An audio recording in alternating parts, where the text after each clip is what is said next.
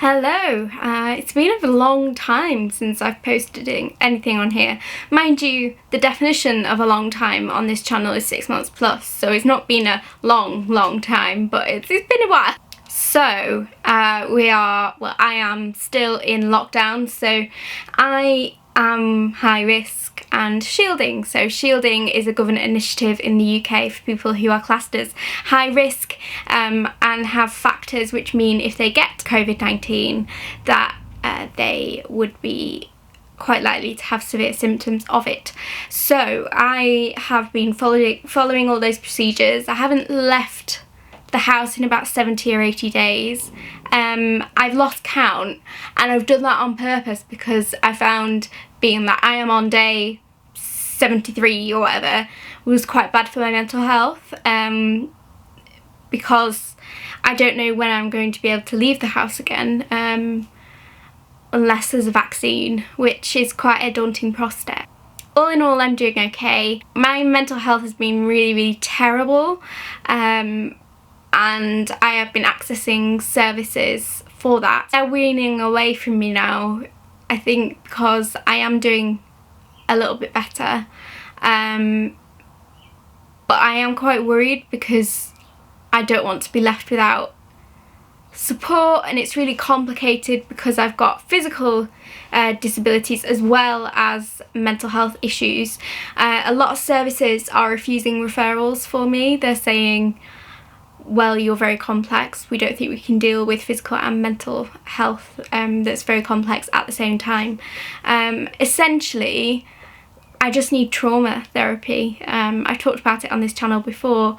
I have a lot of trauma from being in hospital for so long and not being able to act my age, having medical procedures without anaesthetic, that kind of thing, just really getting on with it, and that has not been helpful in the long run. And I think it's quite interesting that this has all happened now. I'm not saying lockdown is the cause, because it isn't. This was going to happen at some stage. Like, I can guarantee at some stage I was gonna crack, because I have been having mental health problems for a good long while now, but I've always presented myself as, hey, I'm getting on with everything and everything's great, and actually it's never been amazing. And I'm hoping that I do get the support and some service will take me on within the NHS and go, yeah, we know you've got both, but that's okay, and we'll treat them as one. I guess my concern in the first place with going to mental health services has been, I've been quite concerned that it would affect my physical health treatment. I've never had this before, but I am friends with a lot of people who have my condition and similar conditions, and the condition that I am soon to be diagnosed with, we're waiting on some genetics results, and they have found, when they've gone, yeah, actually I do have mental health issues, that services then aren't as forthcoming when they are in actual real physical pain.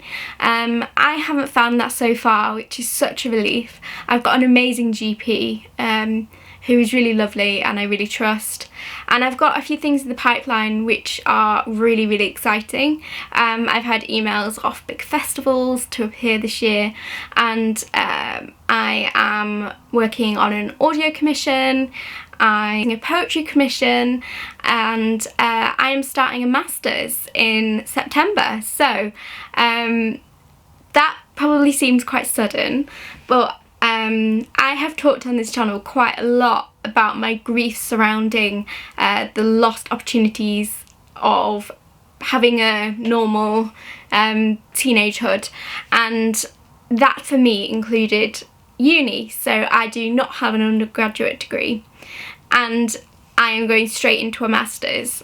I am doing that because I have been taking on my industry experience working as a freelance writer, and they've taken me on my publication history, which is very exciting and also daunting, because this will be my first step into academia in quite a while.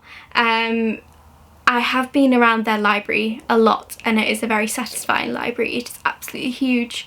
I'm very happy with that, and I've been to the department and they have been super, super helpful.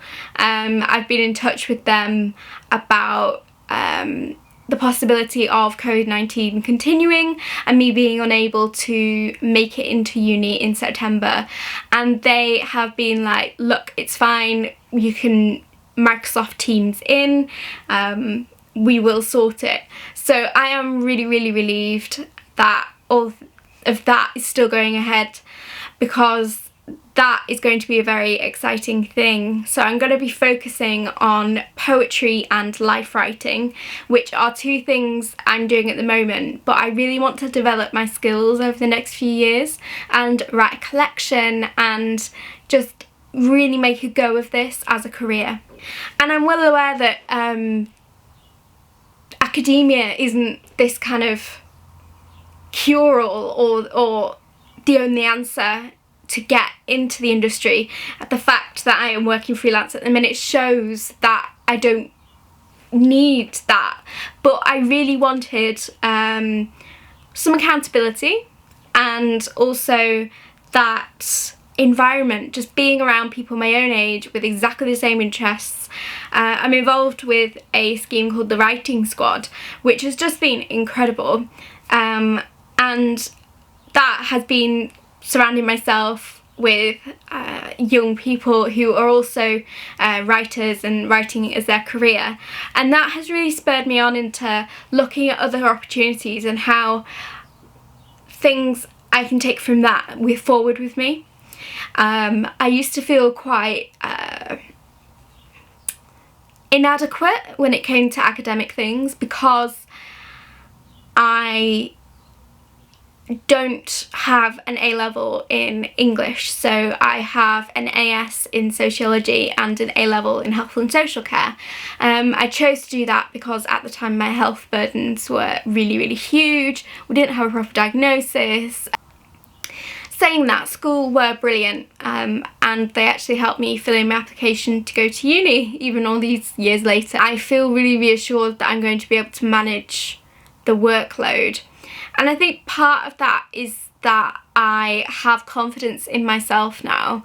I know my shit when it comes to poetry and writing, and I wouldn't previously have gone, actually, I'm going to stick my hand up, I know the answer to this, or read my poem, or being confident enough to get what I needed from the university environment, whereas now I feel really ready to take on that environment and also the social side of everything. So I've been looking at all the clubs and societies and loads of things like that that will, when I do get to go and hopefully there's a vaccine, or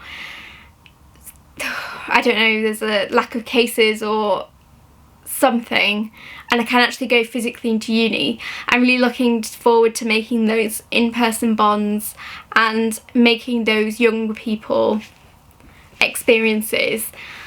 But I think I'm quite a goals driven person, and I'm driven by deadlines and things like that, and I do have a lot of deadlines and things with the work I do currently, and I meet them, but I think I have a lot of things that I can take or leave, like this or my blog, and that's really good because of the nature of my health conditions. But it will be nice to kind of have a structure, knowing that Monday, Wednesday, Thursday I am at uni and that is what my day is. For the application process, it was actually quite an easy process. I mean, it took a lot of time and there was a lot of form inputting and a lot of going over the personal statement and making sure that I was selling myself, because I'm not very good at selling myself, because I'm not one of these people that goes, oh, I've done this thing and this thing and this thing.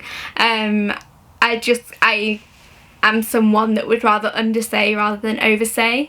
So I had quite a few people reading through my personal statement and saying, no, come on, put this in, do this, you know. So I was really thrilled when I found out that I had got a place, and yeah, it's going to be a really exciting time. Alongside that, I'm also working towards my first poetry collection. It's in the rough stages at the minute, which is thrilling. I really wasn't sure about it, but I had a meeting with a mentor through the writing squad last night, and she was really helpful. It's given me confidence that this is something that I need to write, and yeah. I'm going to show you my reading list now for uni. I have been told that this can change, but I wanted to get ahead on my reading list as much as possible.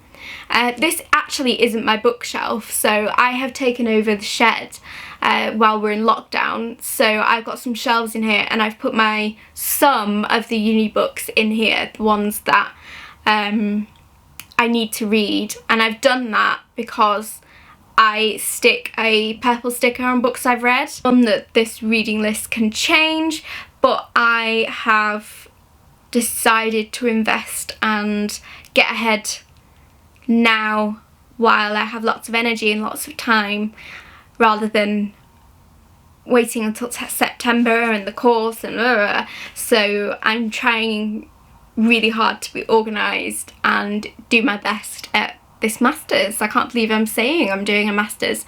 It's come around really quickly. Okay, so tiny little bookshelf here. So these are notebooks that I've used during lockdown. So I'm about 80% through that one. That's just my diary.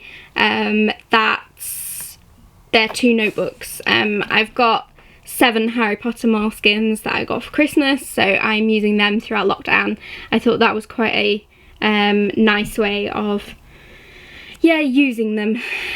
So I have got to read Awkward A Detour by Mary Capello, The Rings of Saturn by W.G. Sebald, Ada Limon, Bright Dead Things, Ada Limon, The Carrying, In Her Feminine Sign by Dunya Mikhail. I sincerely apologise for butchering the names. Wade in the Water by Tracy K. Smith, Reality Hunger by David Shields, The Empathy Exams by Leslie Jameson, Grief is a Thing with Feathers by Max Porter, which is something I've read before and is really excellent. I can't remember, it must have been 3 years ago when I was first getting into poetry, so I'm really excited to reread these and have a deadline on things and a purpose to them again